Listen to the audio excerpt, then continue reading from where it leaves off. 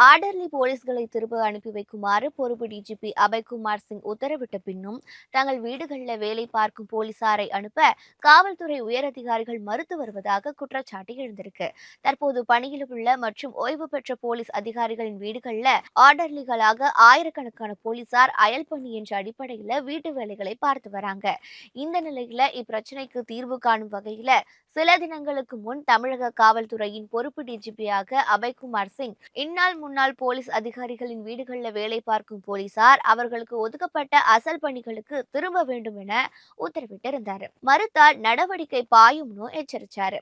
ஆனா இந்த உத்தரவை முன்னாள் போலீஸ் அதிகாரிகள் கண்டுகொள்ளவே இல்லை. மாறாக தங்கள் வீடுகளில் வேலை பார்க்கும் போலீசாரை வழக்கமான பணிகளுக்கு திருப்பி அனுப்ப மறுத்து வராங்க. இதனால ஆர்டர்லி போலீசார் என்ன செய்வது என்று தெரியாமல் திகைத்து வராங்க. மீண்டும் வழக்கமான பணிக்கு திரும்புவதை தவிர்க்க தாங்கள் விடுமுறையில் இருப்பது போல கணக்கு காட்டும் முயற்சியும் நடந்து வருவதாக ஆர்டர்லி போலீசார் குற்றம் சாட்டி இருக்காங்க.